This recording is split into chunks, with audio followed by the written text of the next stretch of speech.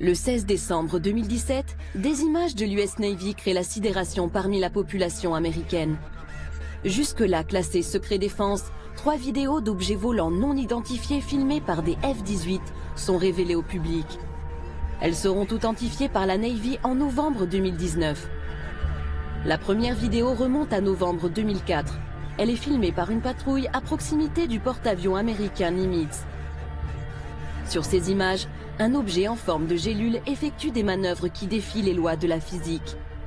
Ce sont les radars du navire de guerre USS Princeton qui confirment la présence de plusieurs objets ce jour-là. Une patrouille de F-18 est immédiatement envoyée sur place et filme l'un de ces objets volants non identifiés.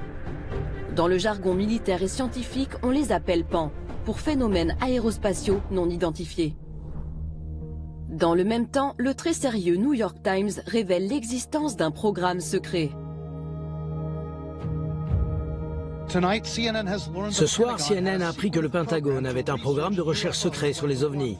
Le programme s'appelait le Programme d'identification avancée des menaces aérospatiales, dirigé par l'officiel Luis Elizondo. Des dizaines de millions de dollars ont été alloués au programme par l'ancien leader de la majorité au Sénat, Harry Reid. À cette époque, j'étais le chef du Sénat et j'ai parlé au sénateur d'Hawaï, Daniel Inouye, et au sénateur de l'Alaska, Ted Stevens. Ils étaient tous deux représentants du comité des crédits. C'est lui qui détermine où les crédits pour la défense sont investis. Il contrôlait aussi ce qu'on appelle les fonds secrets, des lignes de budget noires qui n'apparaissent nulle part. C'était secret, c'était classifié. Et je leur ai demandé de se rencontrer dans une chambre sécurisée du Capitole. Là, je leur ai exposé les faits. Et je leur ai dit que je voulais qu'on dépense de l'argent pour essayer de comprendre de quoi il pouvait bien s'agir. Ces révélations sont reprises par tous les médias américains. La divulgation de l'existence d'un programme secret à 22 millions de dollars pour étudier les ovnis est prise très au sérieux. Alain Juillet est l'ancien directeur des renseignements des services secrets français, la DGSE. Le fait que ce soit un sénateur américain qui ait demandé, qui ait insisté pour qu'il y ait cette enquête, montre quand même que ça correspond à une vraie problématique. Néanmoins, les Américains, quand ils ont décidé, à la demande du sénateur de faire l'enquête, l'ont faite parce qu'il y avait déjà eu un certain nombre de problèmes sur lesquels les pilotes américains en particulier s'étaient interrogés, je dirais, les pilotes et les autres, en voyant les images de ce qu'ils avaient pu regarder. Aux États-Unis, l'affaire fait grand bruit. Et David Fravor, pilote d'un des F-18 présent lors de l'affaire du Nimitz, témoigne sur CNN à une heure de grande écoute. Tout d'abord, ça n'avait pas d'aile, donc on a pensé que c'était un hélicoptère, mais il n'y avait pas de souffle du rotor sur l'eau, pas de rotor. C'était extrêmement abrupt, comme une balle de ping-pong qui rebondit sur un mur et change de direction. Et sa capacité de planer au-dessus de l'eau, puis de repartir à la verticale de 0 à plus de 12 000 pieds, puis d'accélérer en moins de 2 secondes et de disparaître, c'est quelque chose que je n'ai jamais vu de ma vie. Je crois, comme les autres témoins de ce phénomène, qui ont vu l'objet ce jour-là, qu'il s'agit de quelque chose qui ne vient pas de notre monde. Pour les experts, ce témoignage est hallucinant et légitime les vidéos. Jusqu'ici, les militaires se gardaient bien de donner leur avis. Quelque chose venait de changer aux États-Unis.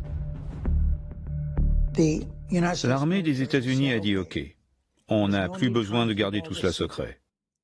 Donc, les pilotes peuvent rapporter ce type de phénomène sans avoir peur pour leur carrière. Dorénavant, ils peuvent rapporter cela à leurs supérieurs. Avant, ils ne pouvaient pas le faire. Mais les Américains ne sont pas les seuls à étudier le sujet de façon sérieuse. À travers le monde, de nombreux pays ont créé des organismes ou des programmes de recherche sur les phénomènes aérospatiaux non identifiés. En France, la commission Sigma 2 examine les cas les plus crédibles comme celui de l'affaire Nimitz. Donc on a essayé de reconstituer ce qui a été observé lors des exercices navals qui se déroulaient entre Nimitz, Princeton, etc.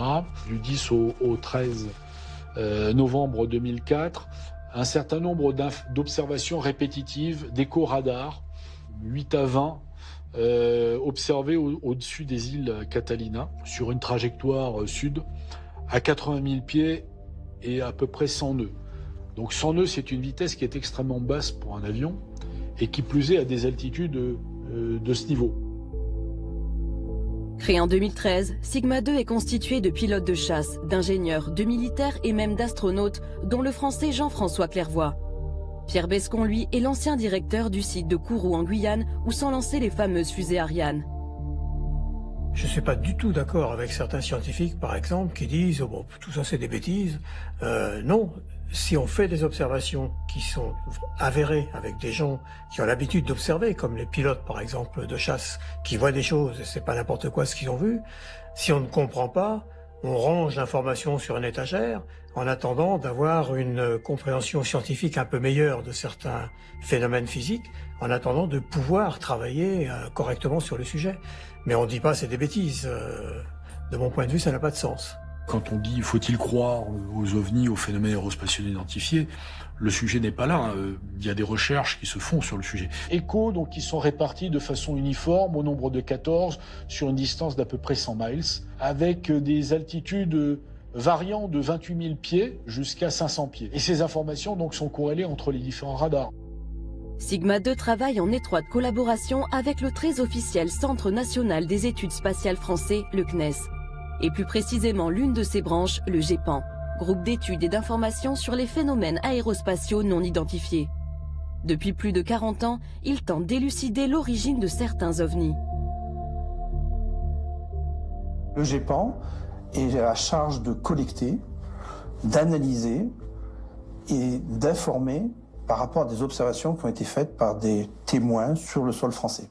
Le GEPAN n'est pas un service d'alerte, n'est pas un service de recherche, n'est pas un service de surveillance de l'espace, mais bien un service d'analyse des témoignages à partir de témoignages humains, plus des photos qui accompagnent, des croquis et toute information que peut nous amener le témoin. Notre rôle au niveau technique, c'est de faire une analyse par rapport à des phénomènes connus. On cherche un rapprochement entre l'observation, qui est empreinte d'émotion, qui est empreinte d'étrangeté. Mais ne hurle pas comme ça. Oh maman. Mais c'est quoi? Pourquoi tu Mais hurles? c'est extraordinaire. Arrête de hurler comme ça, enfin. C'est des étoiles. Mais non, c'est pas des étoiles. On n'a jamais vu ça. Je vais dire après. Mais il faut surtout appeler, je sais pas quoi là. C'est le rôle donc du GEPAN, c'est d'arriver à identifier des phénomènes connus qui peuvent correspondre, ou probables, quand on n'est pas totalement sûr, quand on n'a pas la preuve, ou dans certains cas qu'on n'arrive pas à exploiter parce que les données ne sont pas assez complètes. Et sinon, avec des données complètes ou une étrangeté mais qu'on n'a pas expliquée, on reste sur des cas inexpliqués. C'est d'ailleurs l'un de ces événements en France, très proche des cas révélés par l'US Navy, qui est à l'origine de la création du GEPAN. Un ancien directeur du groupe, Jean-Jacques Velasco, qui fut en poste pendant 21 ans, aujourd'hui expert indépendant, se souvient d'ailleurs qu'une affaire non élucidée est à l'origine de la création de l'organisme. En France, en 1951, un cas a sollicité en fait l'intervention de l'armée de l'air. Des pilotes qui étaient en patrouille ont observé au-dessus de la région d'Orange un objet qui se déplaçait à une vitesse qui correspondait à la vitesse de l'avion. Quand ils ont voulu le rejoindre pour faire l'interception, l'objet en fait a calqué sa vitesse sur celle des avions et à un moment donné il a accéléré de façon considérable. À partir de ce moment-là, un rapport a été fait à l'état-major de l'armée de l'air, c'est remonté même jusqu'au ministre, et on a commencé à prendre en compte très au sérieux ces observations. Et là, des recommandations étaient faites pour créer en France un organisme qui permettait de collecter et d'analyser ces données. Et c'est ainsi que Claude Poher, qui était un ufologue mais en même temps astronome et qui travaillait au CNES, a été chargé de créer le GEPAN. Je trouve que c'est le courage du CNES à une époque d'avoir dit eh ben on va répondre à cette interrogation-là et donc on crée le GEPAN. Et ça, c'était très courageux parce que précisément, c'est une approche qui est scientifique. Il y a des phénomènes observés qu'on ne comprend pas eh ben, on va interroger les gens qui observent les choses et puis on va regarder si on peut étudier cette question-là, on va regarder si on peut répondre à cette préoccupation. Ça, c'est une démarche scientifique. Donc la première patrouille, en fait, est envoyée à peu près 60 miles du Nimitz. Il y a l'observation d'une trace d'écume au niveau de l'eau. L'un des F-18 donc va engager une manœuvre de descente rapide au contact de cette zone d'écume. Et donc l'objet décrit comme un grand tic-tac va changer de position et va grimper. Donc voilà, il y a une manœuvre qui pourrait sembler intelligente. Bon, suite des opérations, ce n'est que la 3e vague de F-18 qui, elle, est équipée de caméras infrarouges, qui va rallier le point, qui va en faire ces fameux enregistrements. Voilà. Et derrière les images, ce sont surtout les commentaires stupéfaits des pilotes de l'US Navy qui interpellent.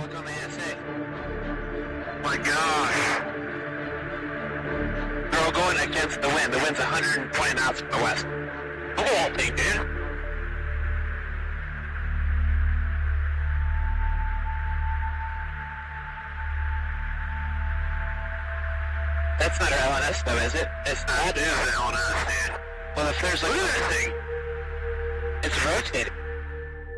Là, on est dans quelque chose, c'est indiscutable, si vous voulez. Il y a le pilote qui l'a vu, il y a les caméras qui ont filmé, il y a le tour de contrôle qui a identifié aussi, mais il y a plein de choses. Là, il y a un problème. Un certain nombre de cas montrent à l'évidence qu'il y a une interaction vis-à-vis notamment des avions. Et ça, c'est tout à fait démontré. Quand vous prenez le nombre de cas aéronautiques à l'échelle mondiale, de cas officiellement recensés, vous êtes sur un chiffre de l'ordre de à peu près 2000 cas. Sur les 140 cas qui sont retenus, on a tout à fait les stéréotypes de ce qui est raconté depuis 1947, à savoir des objets qui ont des vitesses qui peuvent aller de 0 jusqu'à des vitesses de 10 000 et 20 000 km/h enregistrées par les radars, des accélérations absolument phénoménales, des trajectoires qui ne correspondent absolument pas à des trajectoires que pourraient faire des avions, à savoir tourner autour des avions, avoir des trajectoires avec à la verticale puis brutalement partir à l'horizontale. Parfois, ces objets non identifiés font preuve de comportements intelligents. Ils semblent tester les capacités des avions de chasse qui les poursuivent. En 1956, à une époque où aucune technologie n'est capable de dépasser 2000 km/h, des objets lumineux survolent à très haute vitesse la base militaire de Lake Nice en Angleterre. Les radars enregistrent des accélérations brutales jusqu'à 6000 km/h, puis des arrêts instantanés qu'aucun appareil terrestre n'est capable d'effectuer. L'un des objets lumineux finit par poursuivre un avion de chasse comme s'il voulait engager le combat. Même la CIA s'est penchée sur l'affaire. L'agence de renseignement l'a révélé en 2006 en rendant publique une partie de ses archives secrètes. Et ce n'est pas le seul cas du genre. Ce que je veux dire, c'est qu'on pensait que ces objets n'apparaissaient que dans les airs. Mais ce n'est pas vrai. Il y a eu des phénomènes inhabituels dans l'eau, sous la mer. Et pas une seule fois, mais plusieurs fois. Les gens racontent d'étranges phénomènes survenus à des bateaux, interrompant parfois même leur communication radio. Donc oui, je pense que c'est extrêmement important de faire tout ce que l'on peut pour comprendre de quoi il s'agit. Pour preuve, l'un des cas les plus énigmatiques qui ait été soumis à la commission Sigma 2. Il remonte à 2013 et n'a toujours pas trouvé d'explication. Un dossier qui n'est pas totalement clos, qui est un cas d'observation qui est fait au soir du 25 avril 2013 sur l'aéroport d'Aguadilla, Porto Rico. D'abord par le contrôle aérien. Le contrôle aérien relève des échos radars bizarres. Bon. Et puis signalerait une lumière à un avion de patrouille maritime américain qui est équipé d'une caméra infrarouge visible qui va être utilisée donc dans cette affaire-là. On voit une tache fluctuante donc d'un objet qui se promène, on va dire au-dessus, je dirais, des abords de l'aéroport. Ce qui est plus extraordinaire par contre, c'est qu'après, cet objet semblerait survoler la mer et plonger dans l'eau sans effet de splash, disent les Américains, et laisser d'ailleurs une trace thermique dans l'eau, ce qui est bizarre, parce qu'en fait, un objet immergé dans l'eau, l'eau est opaque aux infrarouges, et donc va constituer normalement un écran qui efface toute trace.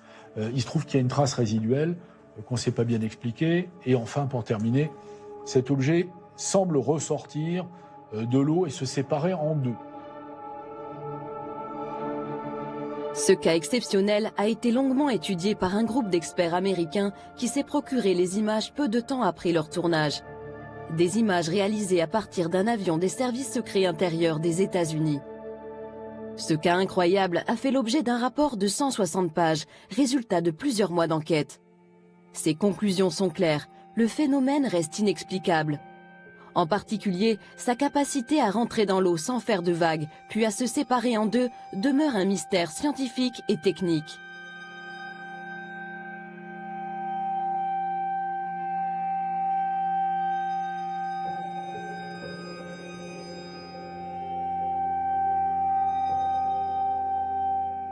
Périodiquement, hein, le ministère de l'Air, le Pentagone américain et les forces armées américaines s'intéressent aux objets non identifiés parce que régulièrement, il y a des alertes qui les font se poser des questions.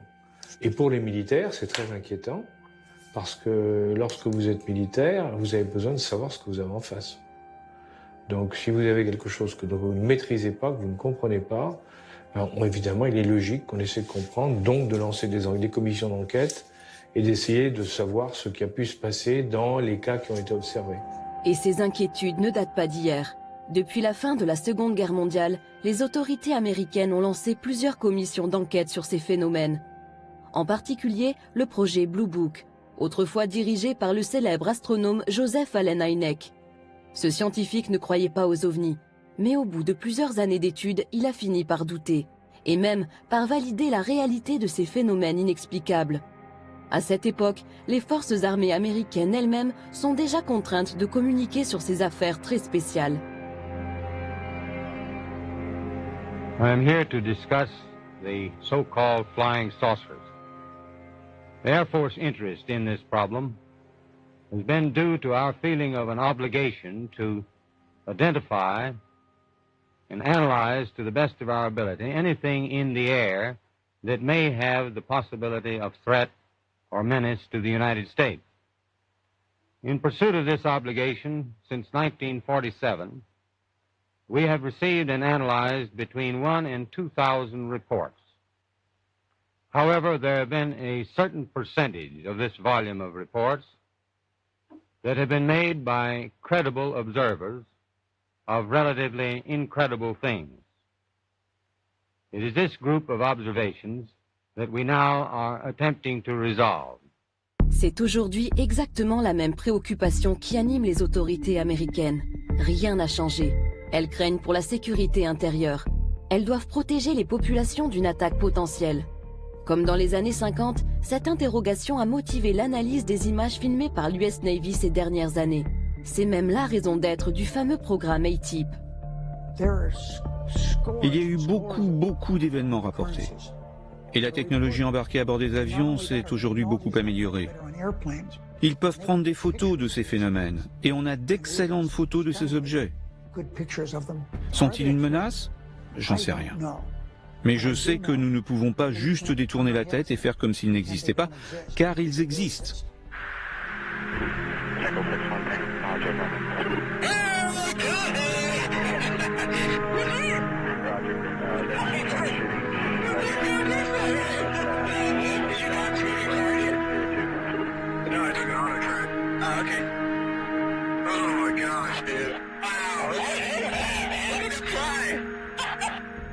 Après la Deuxième Guerre mondiale, beaucoup de gens ont pensé, les Américains pensaient que les Russes étaient derrière les objets volants non identifiés en disant eh bien, les Russes ont trouvé de nouvelles technologies et les utilisent pour nous espionner. Si c'était un pays, un des pays qu'on cite, les grands pays, si vous voulez, c'est-à-dire les États-Unis, la Russie ou la Chine, depuis le temps qu'il y a eu des incidents, on aurait eu une fuite quelque part qui aurait dit oui, ça correspond à ça. Or, il n'y a eu absolument aucune information qui est sortie là-dessus. confirmant ou infirmant d'ailleurs que c'était des Russes, des Américains ou des Chinois. Pour moi, je n'y crois pas. Je pense que c'est autre chose. Autre chose, mais quoi? Si les instances au placé se posent des questions, des civils aussi cherchent. C'est justement la vocation du MUFON. Ce réseau de scientifiques et d'ingénieurs collecte depuis les années 50 une masse de témoignages sur l'ensemble du territoire américain. Il a même une antenne en France. Il dispose aujourd'hui d'un maillage considérable, un réseau d'enquêtes réparti dans chaque État. Le MUFON est pris très au sérieux, y compris par le gouvernement. C'est même l'un de leurs rapports qui a suscité l'intérêt du sénateur Harry Reid et motivé la création du fameux programme ATIP. C'est en se basant sur les données du MUFON que cette information a été utilisée pour justifier au Congrès les fonds pour le programme ATIP. C'est ce qui a été révélé dans l'article en première page du New York Times le 16 décembre 2017 à propos des développements secrets du Pentagone liés aux ovnis. Ce sont les données du MUFON qui ont été utilisées pour justifier la mise en place de ce programme. 10 ans plus tard, quand l'histoire éclate en couverture du New York Times, c'est vraiment, selon moi, le début de la divulgation d'un vrai phénomène. Et c'est pourquoi les gens y prêtent vraiment attention. Divulgation. Le mot est lâché. Cette révélation est-elle involontaire ou organisée? En effet, depuis le 16 décembre 2017, des officiels militaires ou politiques font des apparitions régulières dans les médias. Opération de communication, ça c'est indéniable. On peut difficilement imaginer qu'aux États-Unis, des militaires, des anciens du Pentagone, etc., communiquent de façon totalement libre, débridée, sans qu'il y ait eu, je dirais, un certain cadrage. À partir du moment où vous avez une campagne de communication par des professionnels et qui explique effectivement ce genre de choses, le moins qu'on puisse dire, c'est qu'au minimum, c'est une sensibilisation de la population américaine. Au minimum. Hein. Ça peut être aussi la préparation à une nouvelle réalité, c'est-à-dire qu'un jour, on leur dise, ben oui, ça existe et voilà comment c'est. On les aura préparés à ça. Imaginez simplement qu'on nous dise, ben écoutez, maintenant on est sûr de nous, on a la preuve que notre monde est également visité par d'autres mondes. Moi, où il y a des passages entre plusieurs mondes qui se font, autant vous dire que ça va quand même créer un vrai problème au niveau, ça va faire réfléchir beaucoup de monde. Parce que ça veut dire qu'on rentre dans autre chose. Et une problématique où il y a effectivement, il y a des risques qu'on ne maîtrise absolument plus. A priori, ils sont gentils, mais on n'en sait rien. Et de toute manière, on ne maîtrise rien. Alors, donc là, donc ça veut dire qu'on est avec quelque chose qu'on ne maîtrise pas. Or, vous savez que l'être humain, et surtout aujourd'hui, déteste se trouver dans des situations où il ne maîtrise pas, il ne contrôle pas la situation. C'est visiblement ce que pensent aussi les experts américains du MUFON. Paul Hynek est très bien placé pour le savoir. Il est le fils du directeur du fameux programme Blue Book qui fut dirigé par Joseph Allen Hynek dans les années 50 et 60. Il baigne dans les rapports depuis son enfance. Il perçoit lui aussi une véritable rupture dans la politique de communication des autorités américaines.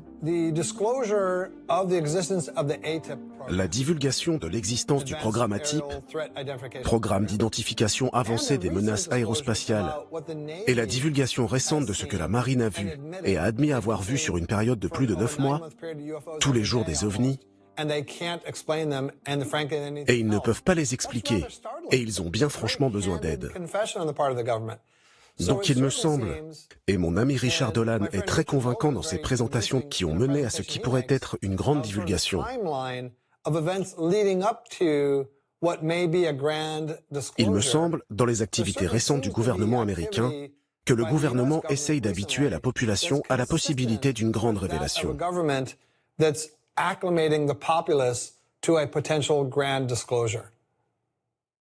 Paul Hynek et les autres membres du MUFON en sont convaincus. En 2018, ils ont même invité l'ancien directeur du programme ATIP, Luis Elizondo, qui est venu confirmer leur intuition. Je pense que la divulgation a déjà été faite. Je ne pense pas que cette révélation soit un événement, c'est un processus. Et ce processus a déjà commencé. Tout ça est vrai. C'est pour ça que 22 millions de dollars d'impôts ont été dépensés. Ça fait beaucoup. Mais à quoi ont vraiment servi ces 22 millions ? Comment élucider le mystère de ces phénomènes aérospatiaux non identifiés ? Quelles études précisément ont mené les Américains dans le cadre du programme ATIP? Ces travaux ont été essentiellement menés par Bigelow Aerospace, une société dirigée par Robert Bigelow, un homme d'affaires aux idées bien arrêtées qui est convaincu de l'existence de la vie extraterrestre. Je suis complètement convaincu, c'est simple. Croyez-vous que des ovnis sont venus sur Terre? Il y a une présence extraterrestre. Où exactement? C'est droit devant le nez des gens. Oh mon Dieu.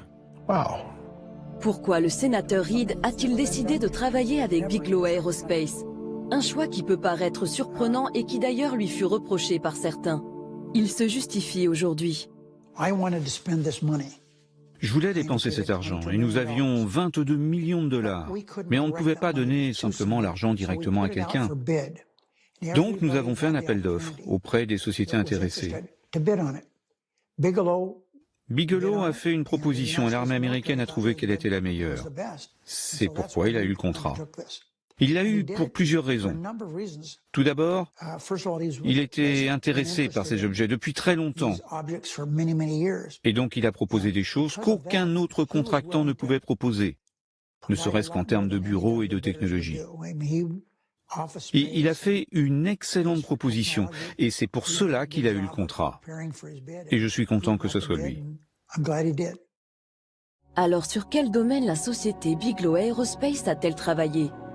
Sur ce document récemment déclassifié de la DIA, le département du renseignement militaire américain, on découvre les recherches menées par la firme. Au total, 38 sujets d'études très complexes qui concernent des technologies futuristes et non maîtrisées aujourd'hui. Par exemple, l'antigravitation, la propulsion nucléaire dans le spatial, la recherche des trous de verre permettant de pénétrer des univers parallèles, l'énergie négative ou encore la magnéto-hydrodynamique. Ce n'est pas un hasard si ces recherches de pointe ont été menées par Bigelow Aerospace. En 1995, avant même de fonder sa firme, Robert Bigelow crée le National Institute for Discovery Science dans le but d'élucider de nombreux mystères scientifiques, dont les ovnis. Il y investit des millions de dollars de sa fortune personnelle. C'est simple, pour les spécialistes, Robert Bigelow est un héros national.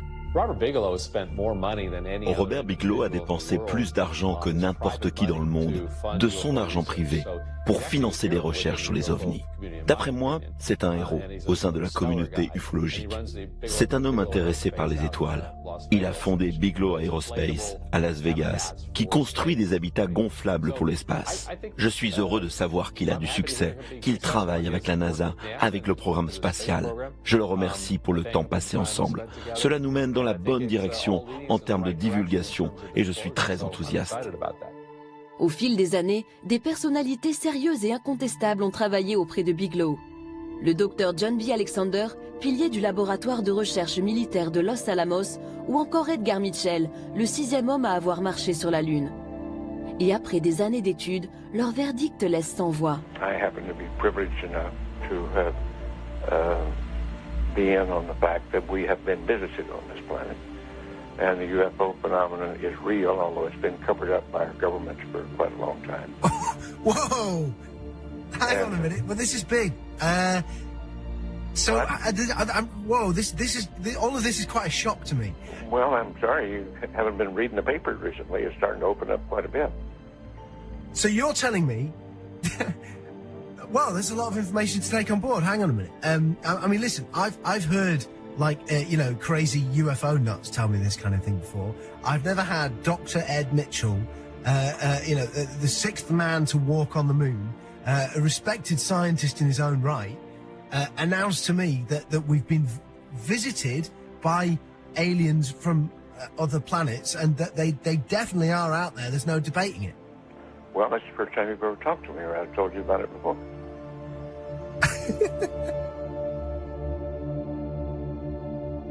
Ces observations d'OVNI n'ont pas seulement lieu aux États-Unis. Certains dossiers, y compris en France, continuent de bousculer les certitudes des esprits les plus rationnels. Et nous poussent à nous poser sérieusement la question, sommes-nous visités par une intelligence non humaine ?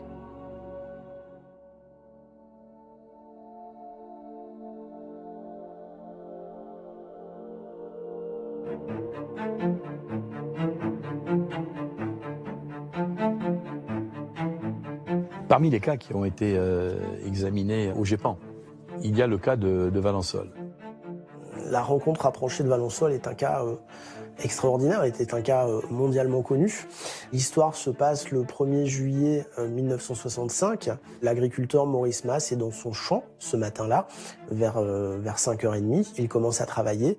Il aperçoit des gens qui sont dans son champ de lavande et il pense qu'ils sont venus avec une voiture, à l'époque c'était une Dauphine, je crois, qui sont en train de faire fouiller dans ces lavandes. Et en s'en rapprochant, il se rendra compte que c'est pas du tout une voiture, que c'est un objet assez étonnant, mais surtout, il y a deux entités de petite taille qui sont à côté du vaisseau et qui semblent faire des prélèvements de lavande. Et là, à sa grande surprise, il constate qu'il a affaire à des petits êtres qui se retournent, et l'un d'entre eux va sortir de sa poche une espèce de tube qui va le paralyser. La paralysie du témoin, c'est quelque chose de tout à fait curieux.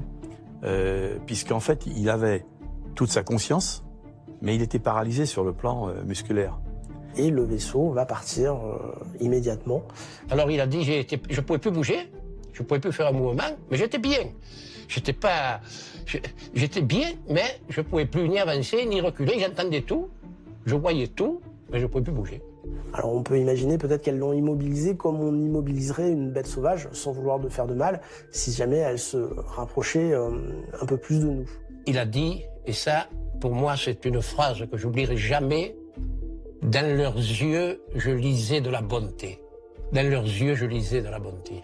Et bien ça, pour moi, ça résume toute l'histoire. On n'invente pas quelque chose comme ça. Il rentre chez lui, et là, il va tomber dans un profond sommeil qui va durer plusieurs jours. Il dormait sans arrêt, il fallait que sa femme le réveille. Il fallait que son épouse dise « Maurice, réveille-toi, ça fait 10-12 heures que tu dors ». Alors ça ne s'invente pas non plus. Il ne pouvait plus garder une montre. Ou à l'avancer, ou à le reculer, ou... Voilà. Une montre, il ne pouvait plus s'en servir. Voilà. Ça ne lui servait plus parce que la montre n'était jamais à l'heure. Les gendarmes vont se rendre sur place, ils vont constater qu'il y a une trace au sol. Il y a une trace qui est tout à fait particulière et qui est étonnante. Cette trace, elle consiste en un cylindre qui est creusé dans le sol, avec 3 trous obliques qui partent au fond. C'est lisse, comme s'il y avait un outil qui avait donc forgé ce sol. Et puis des traces de plot qui visiblement est en appui sur le sol. Il y avait un trou, donc, et dans lequel j'ai envoyé ma main sur à peu près une hauteur de 50 cm et qu'on pouvait dire qu'il y avait comme s'il y avait des griffes qui s'étaient comme une arrimage. C'est bien ça, hein, dire bon là. Et là, tu vois ici, là, de ce côté, il y avait les amandiers là. Ouais. Et derrière les amandiers, je me souviens bien, il y avait une vigne. Ouais. Il y avait des amandiers à l'époque qui étaient plantés en rang d'oignons. Et selon la trajectoire d'envol de ce qu'on pouvait appeler l'engin, la partie gauche des amandiers était jaunie comme par une forte chaleur. Alors c'était surprenant parce que d'un côté de l'amandier c'était vert et de l'autre côté c'était jaune. Il faut savoir que pendant 10 ans, il n'a plus rien poussé. Il a replanté de la lavande, il a replanté du blé. Pendant 10 ans, sur ce petit morceau, c'est pas parce que c'était pas quelque chose d'immense, hein. Donc il n'a plus rien poussé. Ça lui est tombé dessus. Il n'aurait jamais rien dit à son meilleur ami. Peut-être que l'histoire se serait arrêtée là, quoi. Il aurait emporté avec lui. C'est la presse qui est arrivée, puis la presse locale, puis la presse régionale, puis nationale et internationale. Et à partir de ce moment-là, le monde entier est arrivé. Le petit village de Valençol est en émoi depuis 48 heures avec l'apparition d'une soucoupe volante. Je me trouve au Café des Sports de ce charmant petit village. Il fait très chaud, les joueurs de belote s'en donnent à cœur joie. Dites-moi, messieurs, le principal témoin de l'affaire, M. Masse, est parti en vacances. Est-ce que quelqu'un pourrait me raconter quelque chose? Est-ce qu'il y a quelqu'un qui a vu ou à qui on a raconté quelque chose? Allez, monsieur Moisson. Le patron de l'établissement, M. Moisson. C'est aujourd'hui. M. Masson est aujourd'hui la vedette du village. Vous fûtes en quelque sorte le confesseur de M. Masse qui était dans son champ lorsqu'est apparue cette soucoupe volante. Alors racontez-nous. Ça, la matinée, Maurice Masse est venu, c'était un ami. Et il m'a raconté qu'il avait vu un engin se poser dans son champ. Et oui. Il m'a dit de ne pas en parler, vu qu'il serait peut-être embêté. Et vous avez pu garder le secret combien de temps? Jusqu'au lendemain. Et le lendemain... Le matin, tout le monde, enfin, on a un peu parlé et tout le monde prend ça, est venu. Tous les journaux de la région, tous les journaux de la région sont venus, voilà. Les gens s'est posé là-dessus. Les empreintes sont très visibles. Sont très visibles, oui. Et ce n'est pas quelque chose qui peut être fait par des amateurs? Non, par aucun appareil connu, je ne crois pas. Est-ce que M. Mass est une personne qui s'amuse à faire des blagues de temps en temps? Non, moi, là j'ai l'impression que vraiment il a dit la vérité parce que vraiment il était un peu émotionné de l'engin qu'il avait vu. Hein. Cette affaire, elle a suscité beaucoup de réactions. Il y a même par exemple le professeur Yves Rocard, qui était quand même académicien, et qui s'en est occupé. Il y a beaucoup de gens qui ont, à l'époque, qui ont parlé de cette enquête. Mais ce qui est intéressant, c'est que au GEPAN, on avait les 3 rapports de gendarmerie. Le GEPAN classe aussitôt ce dossier stupéfiant parmi les cas les plus inexplicables qui lui ont été soumis. Même le père de la bombe atomique française, Yves Rocard, se penche longuement sur l'affaire. Et justement, le nucléaire semblerait avoir un lien très étroit avec le phénomène. Les tests nucléaires, il faut le savoir, c'est quelque chose quand même qui est effrayant, parce que 540 bombes nucléaires ou thermonucléaires qui ont été balancées dans l'atmosphère, c'est énorme. Et ça correspond, dans la période entre 1960 et 1961, à une explosion tous les 3 jours, faite par les Américains ou les Soviétiques.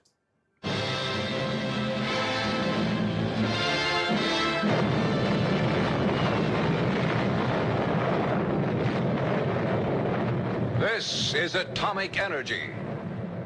Dès 1949, il y a déjà des indices selon lesquels il se passait des choses tout à fait surprenantes en termes de localisation de ces phénomènes. Les sites stratégiques nucléaires en particulier étaient survolés. Lors de 2 commissions secrètes qui ensuite ont été divulguées au public, Edward Teller, donc, qui était le conseiller scientifique de la Maison-Blanche, participait, et il était père de la bombe atomique. Il expliquait qu'il y avait des survols des sites nucléaires, en particulier Oak Ridge, où on fabriquait le plutonium, les bases de lancement, White Sands, Sandia, Roswell, où il y avait les bombardiers atomiques qui partaient, enfin bref, tout un ensemble d'éléments qui montraient qu'il y avait des survols. In True magazine, Commander Robert McLaughlin, a Navy guided missiles expert, told of flying saucers detected by radar over White Sands, New Mexico. Scientists were tracking a rocket, suddenly detected a saucer at 56 miles altitude. Over 100 feet in diameter, the disk was traveling at 1,800 miles per hour, rapidly outranged their instruments. But there had been time for precise, accurate measurements. Says McLaughlin, that saucer could not have been made on Earth. Par exemple, j'ai appris que plusieurs bases de missiles dans le Midwest, dans le Dakota, ont été mystérieusement désactivées. Parfois, les militaires sont même sortis dehors et en pleine nuit ont pu voir des objets dans le ciel. Dans certains cas, cela a même interrompu les communications sur la base. Et ça n'est pas arrivé une seule fois, mais plusieurs fois. L'un des cas les plus troublants se déroule en 1967 au-dessus de la base de Malmstrom dans le Montana. Nous avons retrouvé l'un des derniers témoins de ces événements. Comme les autres témoins, il a gardé le silence pendant 30 ans avant que l'affaire ne s'ébruite finalement. Le lieutenant Robert Salas était en charge du lancement des missiles nucléaires Polaris. Il y avait un établissement à 6 mètres sous terre. Le nom de mon commandant était Fred Mywald. On prenait chacun notre tour la garde, en restant en état d'alerte. Et à un moment, dans la soirée, je reçois un appel téléphonique du garde d'en haut. Il y avait 6 gardes là-haut. Il voyait d'étranges lumières dans le ciel, qui volaient très vite, qui s'arrêtaient à mi-vol, qui repartaient en arrière. Il n'entendait pas de son de moteur, c'était uniquement des lumières dans le ciel, mais des lumières étranges, qu'il n'associait pas à des avions. Il criait dans le téléphone, balbutiant, me disant qu'il y avait une lumière rouge, orange, qui volait au-dessus de l'entrée principale. Et tous les gardes là-haut étaient prêts avec leurs armes. Et il m'a demandé ce qu'il devait faire. Bien sûr, j'étais sous le choc en écoutant ce qu'il me disait. Lui, il était clairement effrayé. Je lui ai dit de s'assurer que rien ne rentre dans la zone de défense et qu'il pouvait utiliser toute force nécessaire. Ensuite, il a raccroché. Il m'a dit qu'il devait raccrocher car l'un de ses gardes était blessé. Je suis allé réveiller mon commandant et alors que je lui ai expliqué les appels téléphoniques, nos missiles se sont éteints.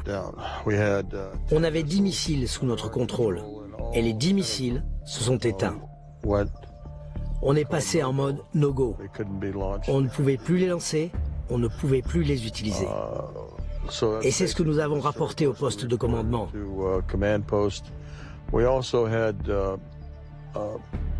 On a aussi eu des alertes lumineuses qui indiquaient qu'il y avait eu des incursions dans les silos de lancement qui étaient situés à environ 1 mile de nous. Donc j'ai envoyé des gardes là-bas pour vérifier la sécurité de ces installations et ils ont vu d'autres ovnis qui survolaient le site. Quand vous superposez les lancements, enfin les tests dans l'atmosphère, avec les cas d'OVNI, vous vous apercevez que vous avez une similitude au niveau des courbes, avec un décalage de 2 ans. C'est très curieux. Alors je ne peux pas l'expliquer, hein, simplement je constate que les 2 courbes ont la même forme et qu'elles correspondent en fait à chaque fois à des tests nucléaires. Certains vont même beaucoup plus loin et n'hésitent pas à parler officiellement d'extraterrestres en mission commandée. Paul Hellyer a été pendant 3 ans le ministre de la Défense du Canada. Pendant la guerre froide en 1961, il y a eu environ 15 ovnis en formation qui ont volé de la Russie vers l'Europe et le commandant suprême des Alliés était très inquiet. Et dans les 2 camps, on était prêt à déclencher l'arme nucléaire. Et puis les ovnis ont changé de direction pour retourner vers le pôle Nord. Donc ils ont décidé de faire une enquête qui a duré 3 ans et ils ont découvert qu'au moins 4 espèces différentes d'extraterrestres ont visité la Terre depuis des milliers d'années. Donc nous avons une longue histoire avec les ovnis. Et il y a eu une augmentation de leur activité depuis des dizaines d'années, depuis que nous avons inventé en fait la bombe atomique. Ils sont très inquiets sur le fait que nous pourrions l'utiliser à nouveau parce que l'ensemble du cosmos est connecté et cela ne nous affecte pas seulement nous, mais d'autres entités dans le cosmos. Et ils ont très peur qu'on puisse être suffisamment stupide pour utiliser à nouveau les armes nucléaires et ce serait très mauvais pour nous, mais pour eux également. Lui, il dit clairement, les extraterrestres existent, ils sont là, ils sont venus nous empêcher, etc. Moi, j'en suis pas là. Je dis simplement qu'il y a des phénomènes, des objets qui sont contrôlés et qui nous mettent en face d'un certain nombre de choses. Est-ce que c'est un signal? Je dirais simplement sur le plan scientifique, pour que les choses soient très claires. Nous, on est capable aujourd'hui, avec des satellites, de détecter des explosions de supernovas qui se trouvent à des dizaines d'années-lumière.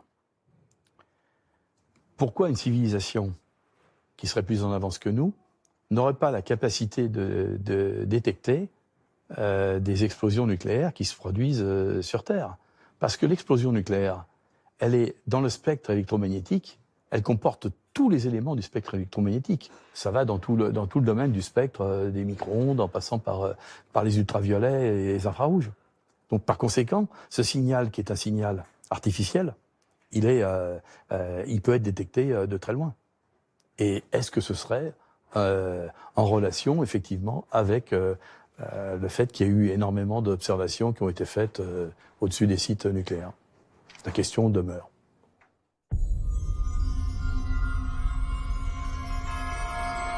En 2012, en France, le journaliste David Gallet filme des parapentistes à proximité de la centrale nucléaire de Cattenom en Moselle. Il capte sur sa caméra un étrange objet lumineux pendant quelques secondes. Cet objet semblerait avoir été filmé le même jour en Suisse et en Allemagne.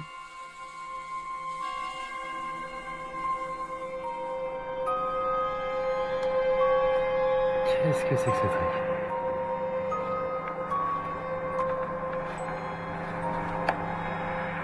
J'essaye de suivre le phénomène qui va parcourir l'intégralité de l'horizon.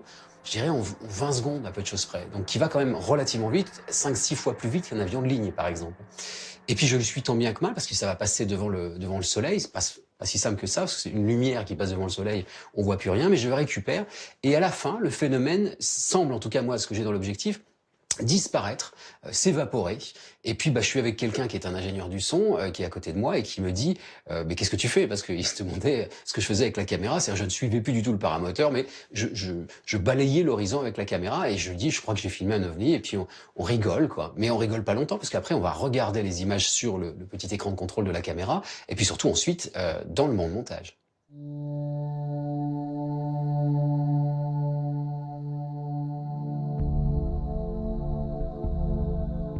Toujours en France, Michael Vaillant, expert data consultant auprès du GEPAN depuis plus de 12 ans, fait clairement le lien entre apparition d'ovnis et survol d'installations civiles et militaires en France dans une étude qu'il a publiée sous l'égide de l'Université de Toulouse. On a travaillé avec le laboratoire de mathématiques de Toulouse. On a fait une étude mathématique en 2015 qui a permis de montrer qu'il y avait une significativité statistique importante entre la répartition des phénomènes inexpliqués et les centrales nucléaires, mais aussi avec les sites pollués. Alors on peut s'interroger effectivement sur la nature de l'intelligence qui est responsable de ces observations, s'il y a une intelligence, parce que ça peut être encore une fois des phénomènes naturels, hein. Et s'il y a une intelligence, elle peut être peut-être endogène, peut-être exogène. Toutes les pistes sont ouvertes évidemment. Quand on dit endogène, c'est au sens, ça peut être terrestre, ça peut être une surveillance par des pays étrangers qui s'intéressent par exemple à l'état de nos technologies, de nos sites nucléaires. Et peut-être exotique, peut-être une surveillance. On peut entendre par exotique des intelligences que l'on n'a pas identifiées mais qui peuvent être sur Terre, des groupes. On peut imaginer effectivement des extraterrestres si on voulait. C'est probablement l'hypothèse la plus extrême à ce stade. Et on peut s'interroger dans ce cas-là aussi, pourquoi il y aurait des intelligences extraterrestres qui viendraient observer comme ça des sites nucléaires ou des sites pollués. C'est assez, a priori, ce serait assez étrange et savoureux. Que ce soit pour surveiller les humains qui jouent avec le feu nucléaire ou pour toute autre raison, ils sont désormais de plus en plus nombreux, politiques, ingénieurs, chercheurs, à oser parler clairement d'une intelligence non humaine. Je ne peux pas parler au nom du gouvernement, je n'en fais plus partie. Mais aujourd'hui, ma conviction personnelle, c'est qu'il y a de nombreuses preuves qui montrent que nous pourrions ne pas être seuls, quoi que cela veuille dire. Il y a beaucoup de nouveaux cas qui arrivent tous les mois. Il n'y a pas de doute à ce sujet. Les pilotes voient des choses, les marins voient des choses en mer, de nouveaux cas arrivent tout le temps.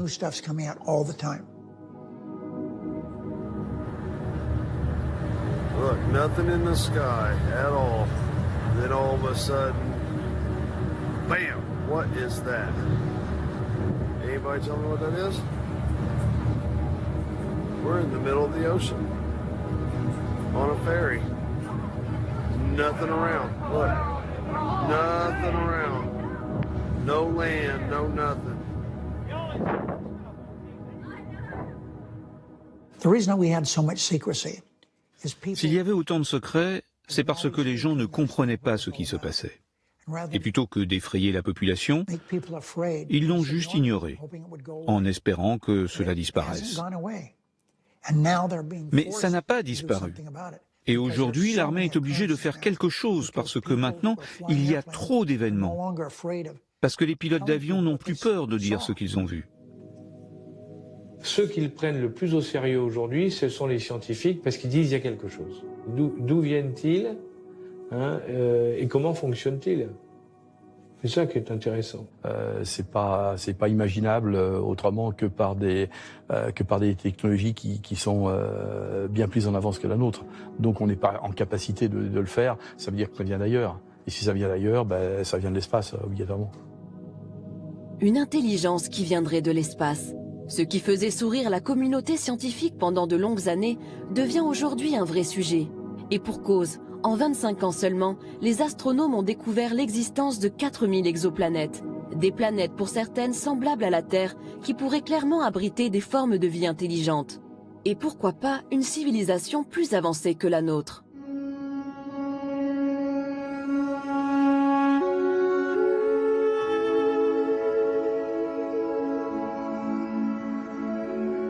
Avi Loeb est le directeur du département d'astrophysique de la prestigieuse université d'Harvard. Il est aussi le patron de 2 instituts sur les mathématiques et les trous noirs qui rassemblent de nombreux physiciens, astronomes et mathématiciens. Autant dire que c'est l'un des chercheurs les plus sérieux et respectés au monde dans son domaine. Or, avec ses équipes, il a étudié l'un des phénomènes les plus surprenants jamais observés dans l'espace proche, l'arrivée d'un objet interstellaire non identifié au comportement unique et sidérant. Son nom, Oumuamua, qui signifie en hawaïen le messager. Oumuamua a été découvert le 19 octobre 2017. C'est le premier objet que nous avons identifié près de la Terre et qui provient de l'extérieur du système solaire. Il était évident qu'il n'était pas tiré par le Soleil, parce qu'il allait trop rapidement près de la Terre. Au départ, les astronomes ont pensé que c'était un rocher, un astéroïde, peut-être une comète. Donc on ne l'a surveillé que pendant une semaine. Ensuite, nous avons compris qu'il avait d'étranges propriétés. Il tournait sur lui-même, par exemple, toutes les 8 heures. Sa luminosité était 10 fois plus forte. Cela veut dire que sa place dans le ciel change d'un facteur de 10. Tout ce que l'on voit, c'est la lumière réfléchie. L'objet est donc 10 fois plus long que large. C'est une forme bien plus extrême que beaucoup d'objets que nous avons vus dans le système solaire. Le mois suivant, les astronomes l'ont observé un peu plus, sans y prêter trop attention. Et au mois de janvier, elle était trop mince pour être observée. Mais les observations prises plus tôt ont été analysées. Et là, on a réalisé qu'en fait, Oumuamua a dévié d'une orbite qui est orientée seulement par la gravité du Soleil. Il y a eu une force supplémentaire qui l'a poussé loin du Soleil. Cela aurait pu être le résultat d'un dégazage, comme on le voit avec les comètes, quand la glace à la surface de la comète s'évapore à cause de l'illumination de la lumière du Soleil. Mais dans le cas de Oumuamua, nous n'avions aucune preuve de l'existence d'une queue de comète. Il n'y avait pas de gaz autour de l'objet. Et il y avait très peu de limites. Et donc, c'est très déroutant. Qu'est-ce qui lui donne cette poussée supplémentaire? Dans un article scientifique que nous avons écrit, nous avons suggéré que peut-être cette poussée est donnée par la lumière du Soleil. Et pour que la lumière du Soleil puisse se réfléchir sur un objet et lui donner une poussée suffisante, l'objet doit être très fin, moins d'1 millimètre d'épaisseur, comme une voile sur un voilier qui serait poussée par le vent.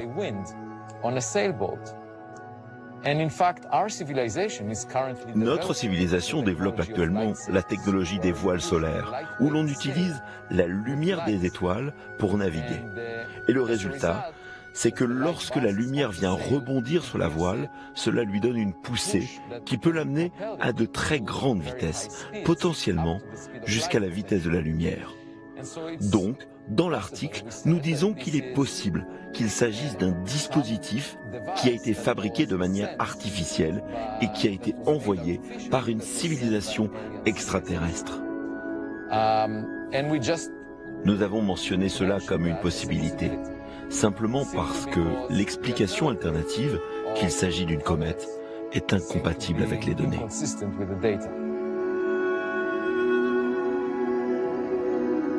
Si la voile solaire d'Avi Loeb reste une hypothèse très exotique mais probable, les technologies qui pourraient expliquer les performances inouïes de ces objets inspirent les scientifiques, les militaires et les firmes privées. Alors, y a-t-il derrière ces programmes de recherche une véritable course pour les technologies de demain?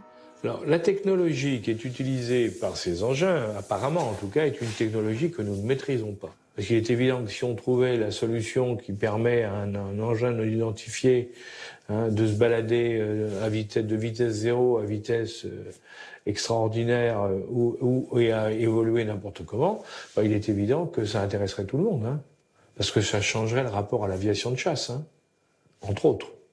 Et après tout, si on trouve quelque chose, ça peut aider la défense française. Donc on est toujours dans la même logique de dire, ben, si on trouve quelque chose, ça peut nous aider à comprendre le phénomène et pourquoi pas à en tirer parti. Alors la firme Bigelow et le fameux programme américain à 22 millions de dollars avaient-ils pour but d'élucider ces phénomènes et technologies inconnus pour en tirer parti? Le sénateur à l'origine du programme semble l'affirmer. Est-ce que je pense que la technologie, le programme pour lequel nous avons dépensé de l'argent a aidé? La réponse est oui. Avons-nous des réponses? Oui, nous en avons, mais pas tant que ça. Moi, je m'intéresse à la science, et je pense que nous devons connaître l'origine de ces phénomènes. D'où viennent-ils? Et je pense également que nous devons être compétitifs.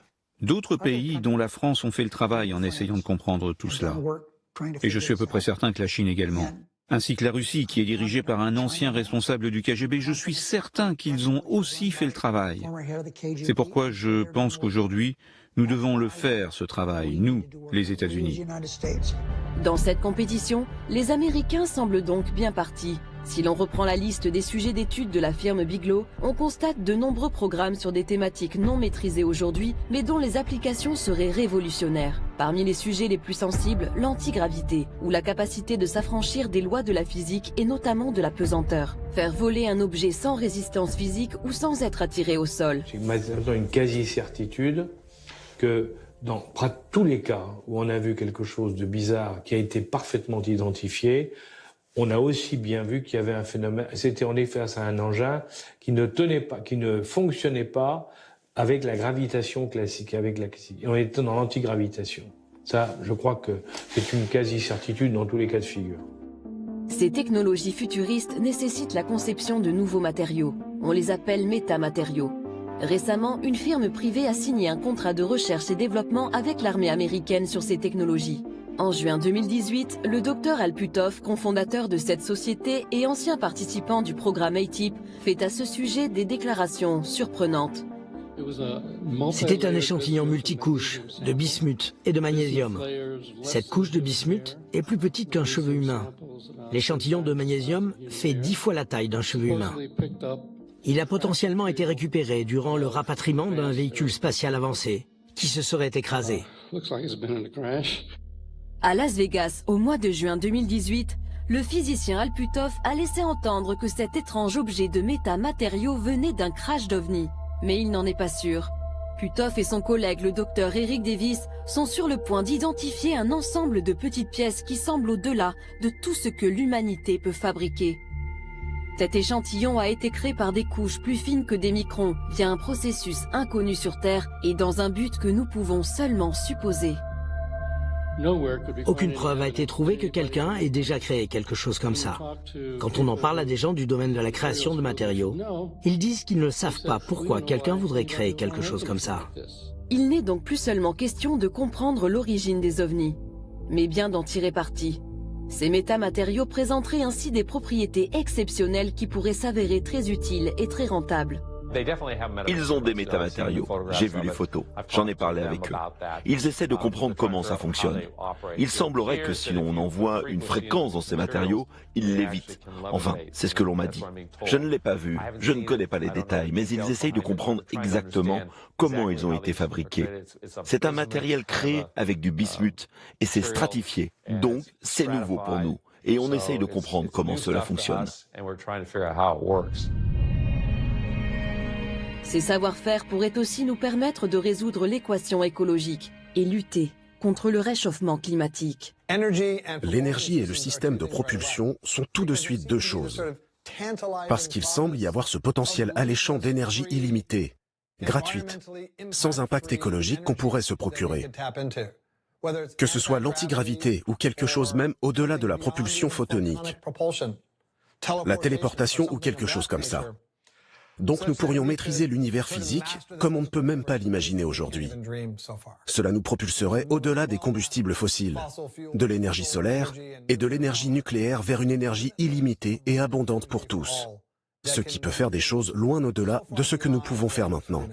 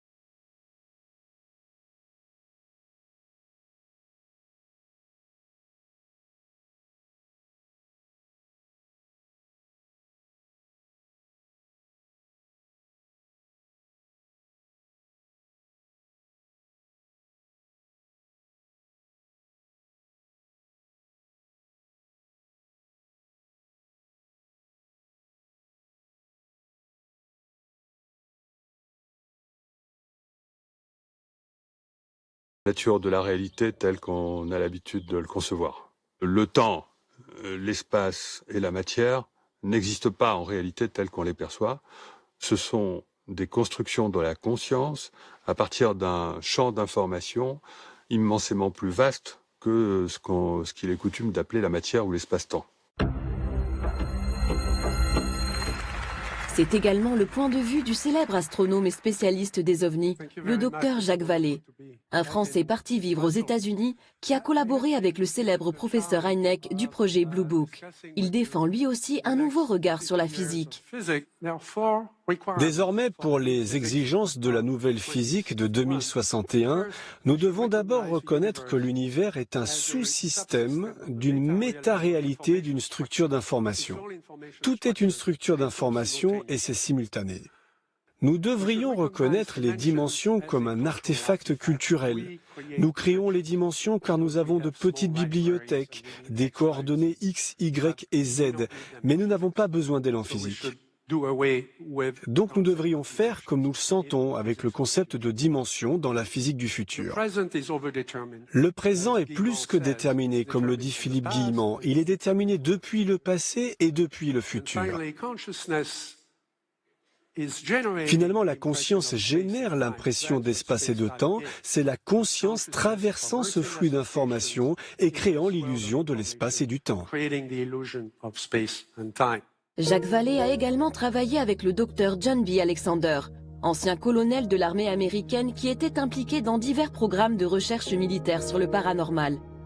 Avec Vallée, ils ont été tous deux embauchés par le milliardaire Robert Bigelow dans les années 90, lorsque celui-ci a fondé le National Institute for Discovery Science pour étudier les ovnis et les expériences de mort imminente. Selon moi, il y a une interrelation entre tout et entre bien des phénomènes. Et un des problèmes quand on étudie les ovnis, c'est qu'on a tendance à isoler les paramètres prématurément. Comme vous le savez, je me suis intéressé aux expériences de mort imminente. J'ai fait un doctorat sous la direction du docteur Elizabeth Kubler-Ross. J'ai été impliqué dans la visualisation à distance, dans la psychokinèse, la marche au feu, la cryptozoologie, peu importe le domaine. J'ai travaillé avec beaucoup de chamans dans le monde. Selon moi, ces choses sont interreliées et la conscience humaine en fait partie. Oui, on rentre dans la spiritualité. Et quand on mélange science et spiritualité, ça rend les gens très nerveux. Il y a dans ce phénomène une interaction entre la physicalité et la conscience qui est absolument fondamentale. Concernant les ovnis, il est commun de dire que ces technologies ont des milliers d'années d'avance sur les nôtres. Mais ce qu'on réalise, c'est que ce n'est pas vrai. On observe que c'est en avance sur nous, mais pas au-delà de votre capacité de la croire et de la comprendre. On croit que ce sont des choses qu'on aura dans 1000 ans, et elles sont là au bout de 50 ans. Et c'est systématique dans les observations liées aux ovnis. Je vous donne un exemple précis d'un cas rapporté par Jacques Vallée, au début des années 1900, dans l'État de Washington. Un homme est au volant de sa voiture. Un ovni apparaît devant lui, et il le décrit plus tard et il dit « C'était de forme heptagonale et je pouvais voir chaque rivet. » À cette époque, c'était très avancé. Mais une cinquantaine d'années plus tard, on n'utiliserait jamais de rivet pour voyager dans l'espace. En fait, on a affaire à des engins qui sont capables de rentrer dans notre espace-temps en provenant de l'extérieur, en provenant, on va dire, des autres dimensions. Aujourd'hui, si le principe des univers multiples reste une théorie, elle fait partie des hypothèses pour expliquer la provenance des phénomènes aérospatiaux non identifiés. C'est d'ailleurs l'un des points de recherche du programme ATIP. Ma conviction personnelle, c'est, vous savez, ce sont des théories hermétistes et ésotériques, mais elles remontent à l'origine du monde. Hein. On les retrouve dans les civilisations anciennes, on les retrouve partout, et pas seulement pas en Europe, ou en Égypte ou ailleurs, mais partout on retrouve la même chose. C'est-à-dire que les gens vous disent il y a plusieurs mondes en définitive qui sont parallèles et qui sont juste l'un à côté l'un de l'autre. Il n'y a pas que le monde, notre monde à nous, le monde que nous percevons nous n'est pas le seul monde. Il y a plusieurs mondes qui s'interpénètrent. Après tout, c'est aussi la possibilité d'être quelque chose qui sort d'un autre monde et qui interpénètre le nôtre à un moment donné et pour un moment très court. Ça, c'est parfaitement possible. Si cette réalité existe, pourrons-nous l'appréhender concrètement? Entrer en contact avec une éventuelle intelligence venue d'ailleurs? Michael Vaillant a travaillé sur les différentes vagues d'observation des ovnis dans le passé. Ces vagues d'observation n'ont pas été très nombreuses dans l'histoire récente de l'homme, hein. Elles ont commencé après la guerre. Elles ont eu lieu sur de grandes régions du globe, à l'échelle des États-Unis par exemple, ou de l'Europe. Pendant quelques jours, semaines, des centaines d'observateurs ont pu rapporter des observations de phénomènes inexpliqués, alors que d'ordinaire, on va avoir, par exemple à l'échelle de la France, un phénomène tous les 2 jours. C'est déjà beaucoup, mais dans ces cas-là, c'est sans commune mesure. Jacques Vallée et d'autres scientifiques ont proposé ce qu'ils appellent une théorie du contrôle, c'est-à-dire que ce serait peut-être des intelligences extérieures qui seraient à l'origine de ces phénomènes, qui contrôleraient l'organisation de ces vagues. Et il y avait derrière cette idée de théorie du contrôle, l'idée d'une théorie de l'apprentissage. Peut-être que le phénomène apprend à l'homme sa présence. C'était un peu l'idée. Il y a des méthodes qu'on appelle méthodes d'apprentissage espacées dans le temps qui vous permettent de réaliser un apprentissage, effectivement, à l'échelle d'un individu, pas d'une société, et qui vont vous permettre d'économiser l'énergie et le temps que vous allez passer pour apprendre une notion. C'est-à-dire, je suis très feignant, je veux apprendre une liste de mots, et je veux économiser mon énergie, plutôt que de répéter bêtement cette liste de mots de façon séquentielle tous les jours, je vais petit à petit espacer le temps entre mes apprentissages. Et ça suit, à ce moment-là, une loi de puissance, qui est une loi qu'on mesure à l'échelle de l'homme, qui en général est une loi en puissance de 2. C'est-à-dire le temps qui va augmenter de façon à doubler à chaque fois qu'on va vouloir refaire un apprentissage. 1, 2, 4, 8, 16, 32, etc. Et on observe ce schéma, dans certaines de ces vagues d'observation, c'est-à-dire certaines de ces vagues d'observation sont très précisément reliées par une loi en puissance de 2,04, même précisément.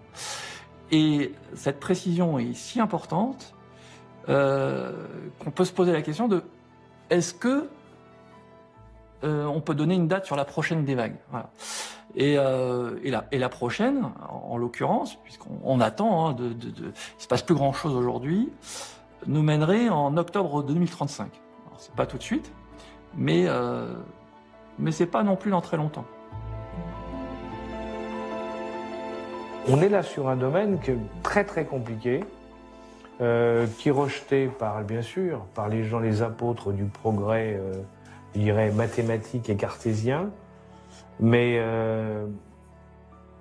est-ce qu'on n'aura pas des surprises dans le futur? Ça, c'est autre chose. Si les autorités américaines ont encore des choses à révéler, qu'elles le fassent, parce que je pense que les gens sont peut-être prêts à recevoir cette information. Je pense sans aucune hésitation que les recherches scientifiques sur ces objets volants non identifiés sont vraiment bonnes pour l'humanité. Pas seulement pour les États-Unis, mais pour le monde entier. Je pense que s'il n'en tenait qu'à moi, ce que je ferais avec les autres pays travaillant là-dessus, eh bien, c'est de se rencontrer, de partager les informations. Que les États-Unis partagent avec la France, la Chine, la Russie, nous devons le faire parce que c'est quelque chose qu'on ne comprend pas. On doit travailler ensemble et rendre ces informations publiques et les partager. C'est important, pas seulement pour notre pays, mais pour toute la civilisation humaine.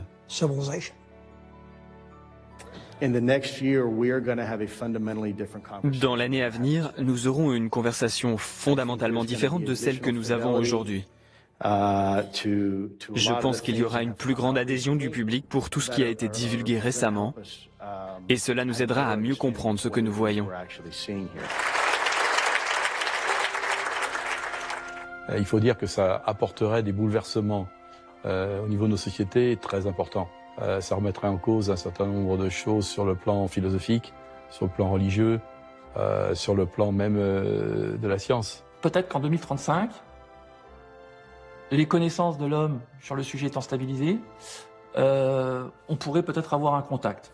Un contact, sachant qu'une idée qui a été avancée, derrière ces vagues aussi, et derrière cet apprentissage, ce serait d'éviter ce qu'on appelle un ethnocide culturel. C'est-à-dire d'éviter que l'homme soit totalement pris au dépourvu et choqué par la découverte d'intelligence ou de phénomènes de nature extraterrestre. Je pense qu'à l'échelle de 10 ans, on aura, même très certainement avant, découvert la vie dans le système solaire. Pas intelligente, mais au moins la vie. Et ça permet, ne serait-ce que ça, de poser les briques, en tout cas les fondations d'un édifice intellectuel qui permet de s'interroger plus loin. En tout cas pour le scientifique, qui permet d'oser penser qu'il y a peut-être, au-delà de la vie, une vie intelligente. Et donc ça fait progresser aussi les mentalités.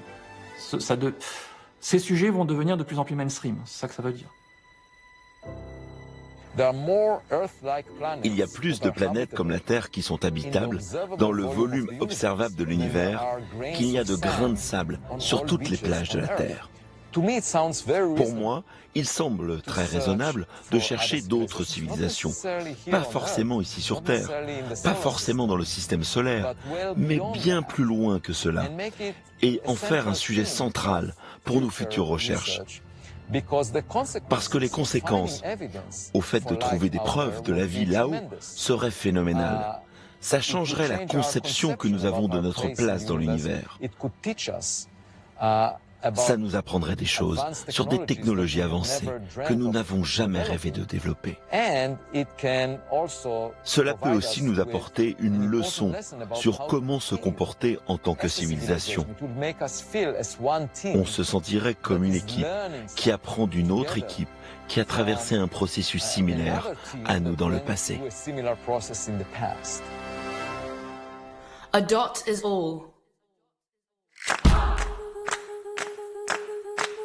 A dot is all, it is us, both in the past and in the future. A dot is nothing, it is you. Unseizable, a mere step. Bodies and electrons racing.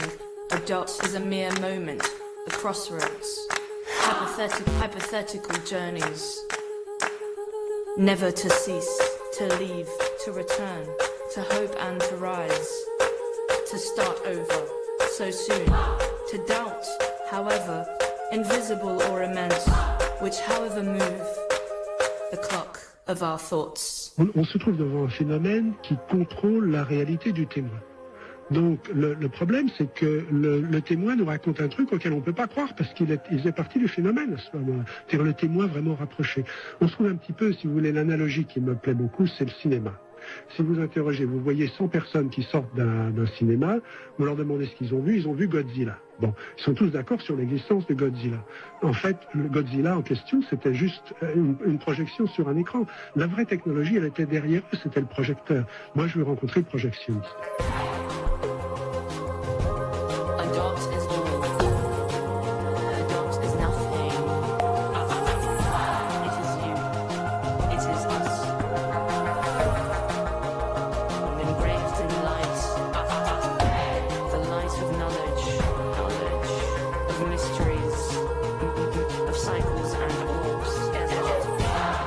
Invisible.